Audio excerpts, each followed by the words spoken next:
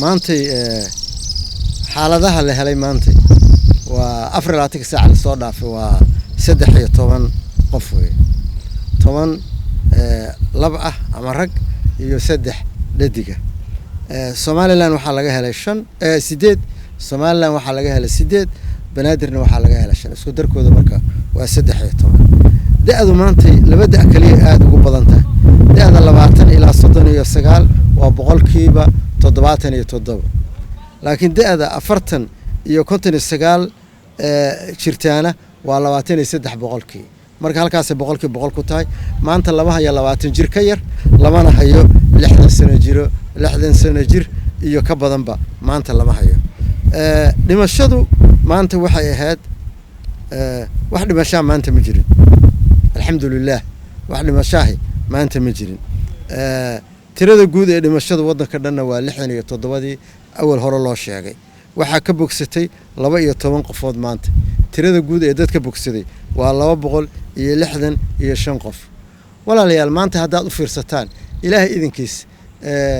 banaadir waxa laga helay maantay 3 haddaad ogaa jirteen bilii u horeeyay March iyo April iyo bilowga hore May oo dhan banaadir hada jeer aad u badnaa jirtay hadda waxa ku soo xusanayso soo socota waa Somaliland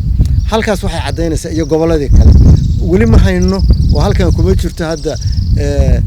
geerida ka dhacday midna cadaada laga sheego kale kuma jirto halkan sababtoo ah ma cadeyn karno inuu ahaa COVID-19 iyo kale laakiin hadda waxaad ogtiin maanta gurmad xoog laha baxay gurmadkaas wuxuu wadaa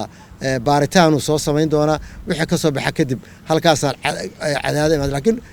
galmudug weligeedba waa ku jirto laynka kama maqnayn taas waa qodobka jira qodobka kale oo aan rabaa inaan ku daro waxay tahay hadda cudurkii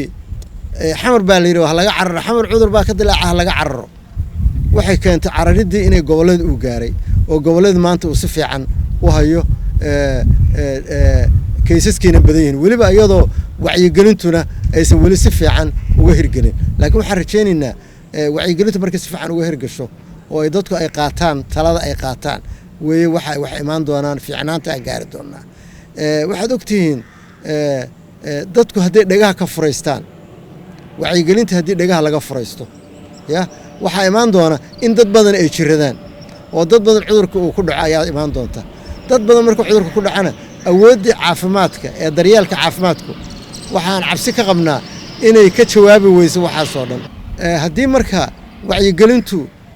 la qaadan waayo oo lagu dhaqmi waayo waxa imaanaysa in dad badani uu cudurka ku dhaco hadduu dad badan cudurka ku dhacana awood uma heli doonaan kaadiriinta caafimaadka iyo goobaha caafimaadkuba inay dhammaan dadkaas ay qaabilaan oo wax u qabtaan oo awoodooda ka badanaysa marka qodobka jira waxa weeye wacyigelintu waa number 1 waa udub dhaxaadka cudurkan wax looga qaban karo haddii ayada la waayo haddaan sugno inuu dadka dhan ku soo dhaco waxa halka imaan doonta in awoodii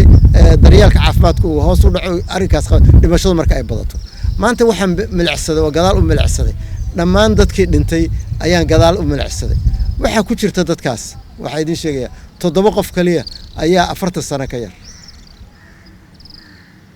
7 qof kaliya ayaa 40 sano ka yar inta kale waa dad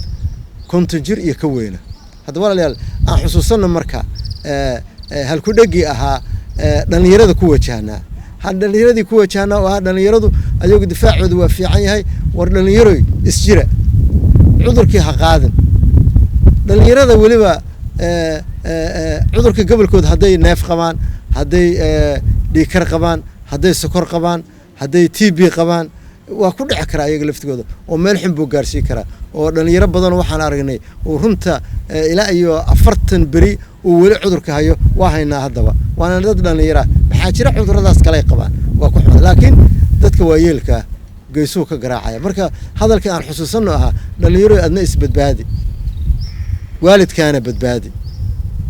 ha noqon dilaaga daahsoon arrinkaas waxa cadeynaysaa maanta markaan gadaal u bilicsanay dadkii dhintay inta 7 qof kaliya ay noqdeen dadka dhalinyarada ah laakiin inta kale waa yeelin hadda marka waxaan rabnaa suwaajibna saaran maahan inaanu waayeelkeena ya inaanu badbaadino waayeelkeenu waa waalidkeen waa aabe waa hooyo waa awoow waa ayeeyo waa habaryar waa qaraabo ya waa dadkii wadankan uu ku dhisnaa oo waagi hore uu ku dhisnaa u soo halgamay waa dadka dhaqaale hadduu jiro maanta iyo wanaag hadduu jiro ilaahay ka sokow ayaga loo tirinayo weeye waa marka waajibna saaran dhalinyaradu waxaan ka codsanayaa mar kale inay xilka qaataan dhammaan shacabka Soomaaliyeedna waxaan ka codsanaynaa walaalayaal cadawgaana soo weeraray aan meel uga soo wada jeesano oo dhagihiina fura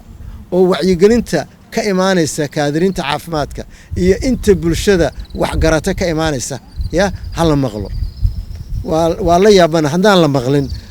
waa arkaynaa maanta raadkeedu meeshuu nageyn doono maalinba meel buu ka soo bixi doona maalin gobolkaas ka soo bixi doona maalin degmo ka soo bixi doona waxa lagu soo sheegi doona intaas qof meel hebla ku dhimatay intaas neeftiya ku dhigtay intaas xagga jirta maalin kasta marka waa laga fiican yahay in meed la tiriyo Allah u naxariiso inta dhimanaysa intuu mari karo waa maraya laakiin dadaala la yiri wala tulqu biidiyakum ila tahlukati wa ahsinu inna la yuhibbul muhsinin wa ayad quraan weeye wareedahay xadiisyadii aan xusuusano hashaadana dabro ilaahayna tawakkal hasheen dabrashadeedu waxay tahay inaanu gacmaha iska dhaqno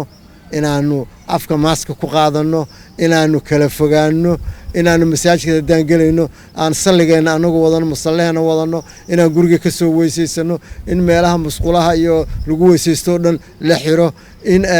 iskuulaadku waa xiran yihiin waa ogtiin maxaa intaas diyaaradii waa xiran yihiin waa ogtiin maxaa intaas dhan dhaqaalaha waxa dhaqaalaha iyo mustaqbalka dhalinyarada taabanaysa maxaa loo sameeyaa waxa loo sameeyaa waxa weeye in la yareeyo faafitaanka cudurkan walaal waxaan rabaa halkii qof